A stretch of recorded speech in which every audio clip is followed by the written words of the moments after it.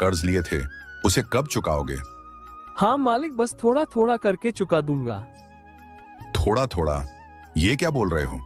तुम गरीबों की यही परेशानी है, जब कर्ज एक बार में पूरा लेते हो तो उसे चुकाते समय थोड़ा थोड़ा करके क्यों देते हो? देखो हीरा, मैंने पहले ही तुम्हें बहुत समय दे दिया है, अब नहीं, इस बार मुझे मेरे पूरे पैसे चाहिए। ये आप क्या बोल रहे हैं मालिक? भला इतने सारे पैसे मैं एक साथ कैसे चुका पाऊंगा? हीरा, तुम्हारे पिता को इस दुनिया से गए हुए पूरे 1 साल हो गए हैं और इन 1 साल में मैं एक बार भी तुम्हें पैसे के लिए नहीं बोला, लेकिन अब बहुत हो गया। अगर तुम पैसे नहीं दे सकते तो मैं तुम्हारी ये जमीन फसल के साथ अपने कब्जे में ले रहा हूँ।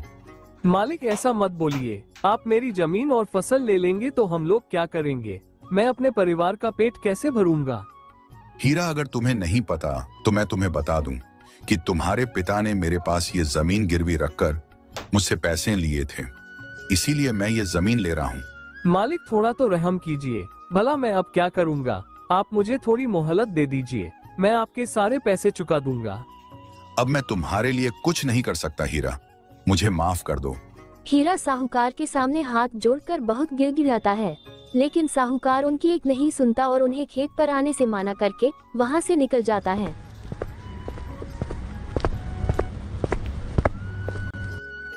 दोनों पति पत्नी बहुत दुखी होकर अपने खेत में ही बैठे रहे और अपनी फसल को देखते रहे। थोड़ी देर बाद राधा हीरा से बोलती है, सुनो जी, अब यहाँ बैठने से कुछ नहीं होगा, शाम हो गई है, हमें घर चलना चाहिए। बच्चे और माँ हमारा इंतजार कर रहे होंगे। हाँ राधा, तुम ठीक बोल रही हो, घर चलकर हम माँ से बात करते हैं।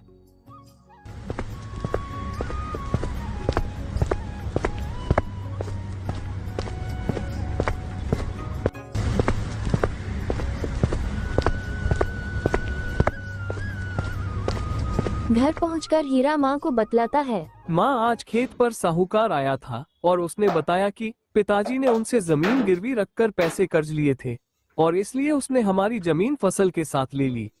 ये तू क्या बोल रहा है बेटा? उन्होंने हमारी जमीन ले ली? हाँ माँ, मैंने उनसे बहुत विनती की, लेकिन उन्होंने मेरी एक नहीं सुनी। माँ, पिताजी ने कितना कर्ज लिया था और ऐसी क्या जरूरत पड़ गई थी कि आप लोगों ने मुझे भी नहीं बताया? बेटा, दरअसल जब तुम लोग कुछ सालों के लिए शहर चले गए थे, ये तब की बात है। एक दिन मैं और तुम्हारे पिताजी खेत में बैठे थे और वो मुझे बता रहे थे कि उर्मिला, काश तुम देख पाती कि इस बार हमारी कितनी अच्छी फसल हुई है। उर्मिला, मेरी बहुत इच्छा है कि तुम अपनी आंखों से सब देख सको। हाँ जी, मेरी भी कभी कभी इच्छा होती है कि मैं भी अपनी आंखों से दुनियाओं देख सकूं, आपको और अपने बच्चों को देख सकूं। हम ये सब बातें कर रहे थे, वही दूसरी तरफ एक अनजान व्यक्ति हमारी बातें सुन रहा था। वो हमारे पास आया और तुम्हारे पिताजी से बोला, चाचा माफ कीजिएगा, दरअसल मैं पेड़ के दूसरी तरफ बैठा आराम कर रहा था और मैंने आप दोनों की बातें सुन ली। सुनकर बहुत दुख हुआ। चाचा, मैं शहर में एक बड़े डॉक्टर को जानता हूँ जो आंखों के बहुत ही मशहूर डॉक्टर है। आप चाहे तो माताजी का ऑपरेशन उनसे करवा सकते हैं। मैं आपको उनका पता बता सकता हूँ। तुम्हारे पिताजी ने उस अनजान व्यक्ति की बातें बड़ी ध्यान से सुनी और उन्होंने उससे पूछा, बेटा तुम कौन हो? इस गांव के तो नहीं लगते। उसने बताया, हाँ चाचा, मैं इस गांव का नहीं, बस पास के गांव का हूँ और शहर में रहता हूँ। आज ही शहर से आया हूँ और अपने गांव ही जा रहा था और थक कर यहाँ आराम करने बैठा तो आप लोगों की बात सुन ली। चाचा, क्या आप माताजी के आंखों का ऑपरेशन करवाने चाहते हो? हाँ बेटा, बिल्कुल करवाना चाहता हूँ, लेकिन उसमें तो बहुत पैसे लगेंगे ना। चाचा, पूरे 1 लाख रुपये लगेंगे। क्या 1 लाख? लेकिन इतने पैसे मैं गरीब इंसान कहाँ से लाऊंगा? उसने तुरंत बोला, चाचा, अभी तो आप बोल रहे थे कि आपकी फसल बहुत अच्छी हुई है, इसे बेचने पर आपको 1 लाख तो मिल ही जाएंगे। बेटा, अभी तो फसल तैयार ही नहीं है और इसे बेचकर भी 1 लाख नहीं मिलेंगे। उसने बड़े आसानी से तुम्हारे पिताजी को एक तरकीब बताया। चाचा, आप एक काम करो, आप अपने गांव के साहूकार से पैसे उधार ले लो और जैसे ही फसल तैयार होगी इसे बेचकर आप साहूकार के पैसे लौटा देना और जो थोड़े बहुत पैसे बचेंगे आप उसे थोड़ा थोड़ा करके चुका देना। तुम्हारे पिताजी कुछ सोच पाते, उससे पहले ही उसने बताया कि चाचा, मैं आपको इतनी जल्दी करने को इसलिए बोल रहा हूं क्योंकि वो डॉक्टर जल्द ही विदेश जाने वाले हैं और फिर आपको वो कभी मिल पाए कि नहीं। और मैं 2 दिन बाद शहर वापस जाऊंगा और अगर आप 2 दिन में पैसों का इंतजाम कर लोगे तो मैं डॉक्टर के पास ऑपरेशन का अपॉइंटमेंट। मैं कल आऊंगा बोलकर वो व्यक्ति चला गया।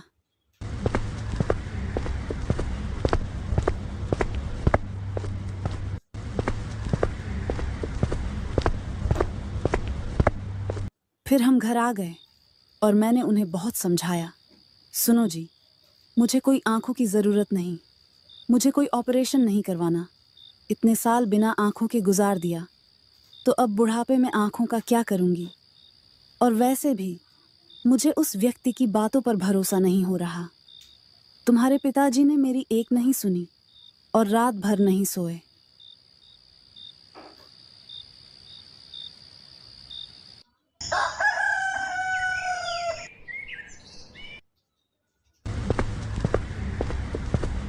सुबह होते ही वो साहूकार के पास गए और अपनी जमीन फसल के साथ उसके पास गिरवी रख दिया और पैसे ले आए। तुम्हारे पिताजी पैसे लेकर सीधे खेत पर पहुंच गए। वहां थोड़ी देर इंतजार करने के बाद वो व्यक्ति आया।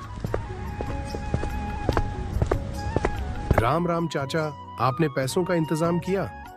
हाँ बेटा, मैंने अपनी जमीन गिरवी रखकर पैसों का इंतजाम कर लिया।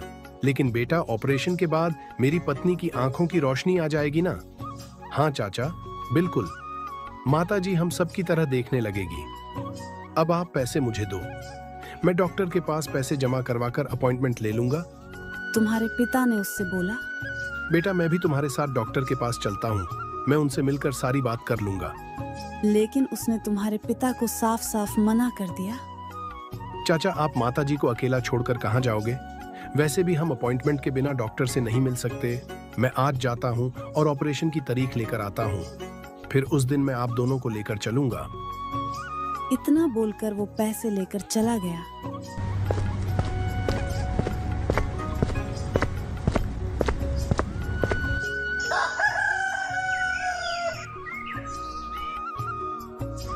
उसके बाद तुम्हारे पिताजी रोज खेत पर जाकर उस व्यक्ति का इंतजार करते, लेकिन वो नहीं आया। हफ्ता 10 दिन बीत गए, लेकिन उसकी कोई खबर नहीं थी। तुम्हारे पिताजी इसी चिंता में बीमार पड़ गए और एक दिन। उर्मिला, तुमने मुझे बहुत समझाया था कि मैं उस अनजान व्यक्ति पर भरोसा न करूं, लेकिन मैंने तुम्हारी एक नहीं सुनी। मुझे माफ कर दो। ये आप क्या बोल रहे हैं? आप ज्यादा परेशान मत हो और सो जाओ। उर्मिला, कैसे चिंता न करूं? हमारे हीरा को मैं क्या मुंह दिखाऊंगा? क्या बोलूंगा उससे कि पैसे तो गए ही और जमीन भी चली गई?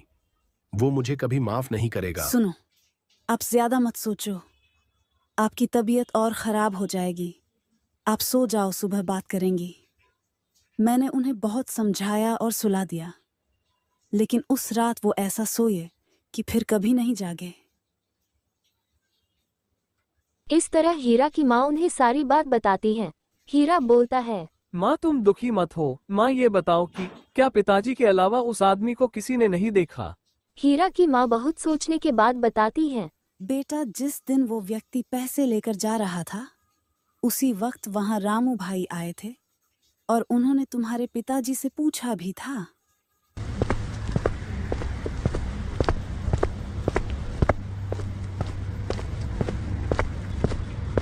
भैया, ये व्यक्ति कौन है और आप उसे पैसे क्यों दे रहे थे? तुम्हारे पिताजी ने उन्हें उसके बारे में सारी बातें बताई थीं। शायद वो तुम्हें उस व्यक्ति के बारे में कुछ बता सके। माँ, मैं कल ही रामू काका के पास जाऊंगा।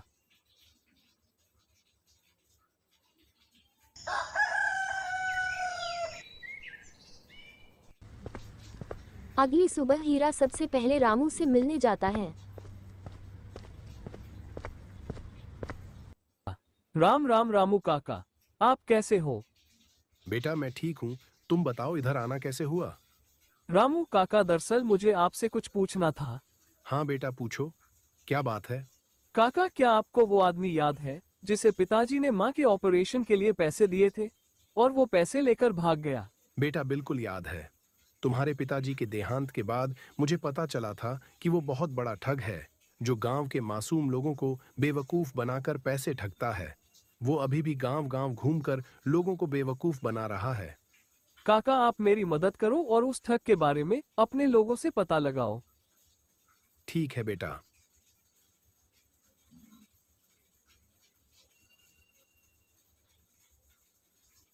हीरा वापस घर आता है तो राधा बोलती है, सुनो, घर में अब खाने का थोड़ा ही सामान बचा।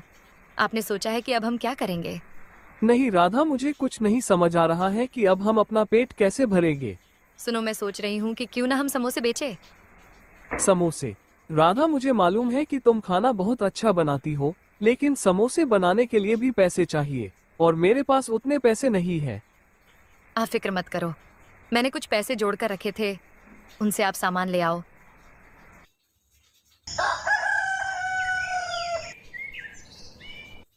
अगली सुबह राधा अपने सारे काम करके समोसे बनाने में लग जाती है। समोसे बनाकर राधा हीरा से बोलती है, सुनो, मैंने समोसे बना दिए हैं, आप ले जाकर बाजार में बेचो। राधा, क्या तुम मेरे साथ नहीं चलोगी? नहीं, मैं नहीं जाऊंगी, क्योंकि मुझे गांव में सब्जी बेचने जाना है। क्या सब्जी? लेकिन कहाँ से लाओगी सब्जी? हमारे खेत तो साहूकार ने अपने कब्जे में ले लिए हैं। दरअसल मैं साहूकार के पास गई थी और मैंने उनसे बोला, मालिक, हमारे खेत की सब्जियां बिल्कुल तैयार हैं, अगर उसे अभी नहीं बेचा गया तो वो बर्बाद हो जाएगी।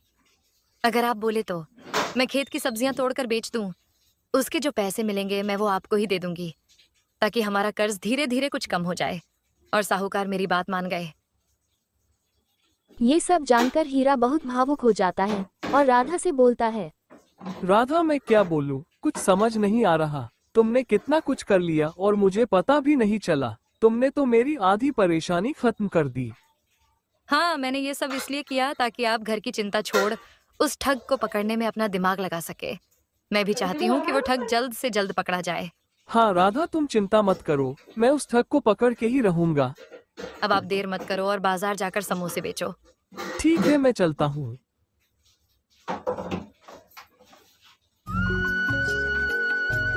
हीरा बाजार में समोसे की दुकान लगाता है और उसकी पहले दिन अच्छी बिक्री होती है। लोगों को राधा के बनाए हुए समोसे काफी पसंद आते हैं।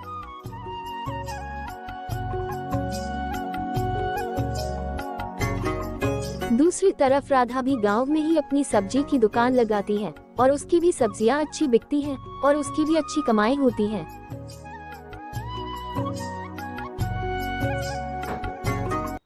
दोनों पति पत्नी शाम को घर पर मिलते हैं और बहुत खुशी खुशी एक दूसरे को अपनी बातें बताते हैं। राधा, आज बहुत अच्छी आमदनी हुई। तुम्हारे बनाए हुए सारे समोसे बिक गए और लोगों को बहुत पसंद आए। मेरी भी आज अच्छी बिक्री हुई, सारी सब्जियां बिक गई।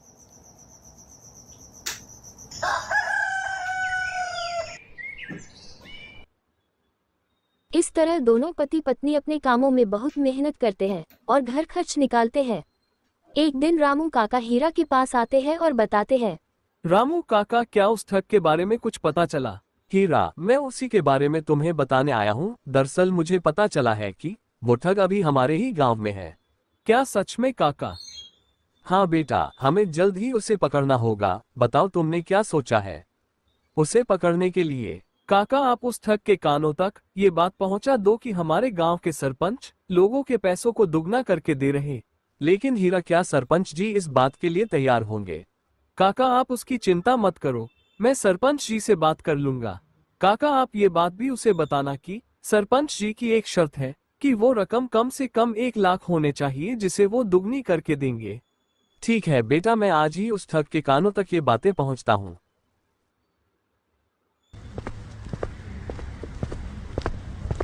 रामू के जाते ही हीरा गांव के सरपंच के पास जाता है और उन्हें सारी बात बताता है और जब वो ठग उनके पास आए तो उन्हें क्या करना है ये भी बताता है। सरपंच जी भी हीरा की मदद के लिए तैयार हो जाते हैं। दूसरी तरफ रामू काका को वो ठग बाजार में दिखता है और वो उसे सुनाते हुए गांव के एक आदमी से बात करते हैं। रमेश, तुमने सुना क्या रामू काका? यही कि हमारे गांव के सरपंच जी लोगों के पैसों को दुगना कर रहे, वो भी सिर्फ 10 दिनों में। क्या आप सही बोल रहे हो काका? हाँ बिल्कुल सही बोल रहा हूँ, लेकिन वो सिर्फ उन्हीं लोगों के पैसे दुगने करेंगे जो 1 लाख लाएगा।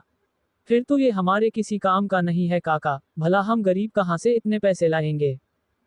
वो तो है बेटा, लेकिन हमारे गांव का हीरा ने उन्हें 1 लाख रुपए दिए थे 10 दिन पहले, जिसे वो आज लेने जाएगा। मैं भी बस सरपंच जी के ही घर जा रहा हूँ।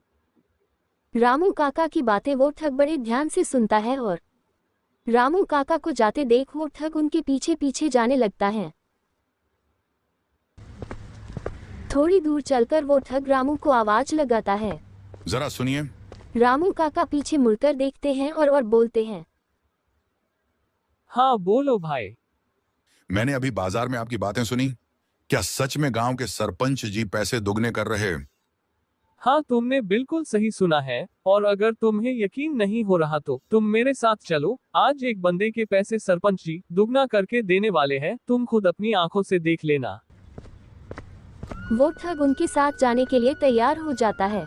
दोनों थोड़ा आगे बढ़ते ही है कि रामू काका को सामने से हीरा आता हुआ दिखता है। हीरा को देख रामू उस ठग को बताते हैं कि देखो यही वो आदमी है जिसके पैसे दुगने मिलने वाले हैं। हीरा के पास आते ही रामू काका हीरा को बताने लगते हैं कि हीरा, ये आदमी देखना चाहते हैं कि क्या सच में हमारे सरपंच जी पैसे दुगने कर रहे। मुझे लगता है कि तुम सरपंच जी के ही घर जा रहे हो। हीरा रामू काका की बातें सुनकर समझ जाता है कि ये वही ठग है और उनकी हाँ में हाँ मिलाता हुआ बोलता है। हाँ रामू काका बिल्कुल सही बोल रहे हैं, मैं सरपंच जी के घर अपने पैसे ही लेने जा रहा हूँ। क्या आपको भी अपने पैसे दुगने करवाने हैं? वो ठग बोलता है। हाँ करवाने तो है, लेकिन मुझे यकीन नहीं हो रहा। अच्छा, तो आप खुद हमारे साथ चलकर देख लो। 10 दिन पहले मैंने सरपंच जी को 1 लाख रुपए दिए थे और आज वो मुझे पूरे 2 लाख रुपए देंगे। तीनों सरपंच जी के घर की तरफ चलते हैं। तीनों सरपंच जी के घर पहुंचते हैं। राम राम सरपंच जी। राम राम हीरा, आओ, मैं तुम्हारा ही इंतजार कर रहा था। सरपंच जी, मैं अपने पैसे लेने आया हूँ। हाँ हीरा, तुम्हारे पैसे आ गए हैं, तुम लोग रुको, मैं लेकर आता हूँ। सरपंच जी घर के अंदर जाते हैं और पैसे लेकर आते हैं। ये लो हीरा, तुम्हारे पूरे 2 लाख रुपए। ये सब देख वो ठग दम रह जाता है। तभी हीरा बोलता है। सरपंच जी, इन्हें भी अपने पैसे दुगने करवाने हैं। सरपंच जी बोलते हैं। हाँ तो लाओ 1 लाख रुपए। हीरा, तुमने इन्हें बताया तो है ना कि मैं कम से कम 1 लाख रुपए ही लेता हूँ। हाँ इन्हें मालूम है। उस ठग के दिमाग में एक सवाल उठता है और वो पूछता है। भला सरपंच जी, आप ऐसा कौन सा काम कर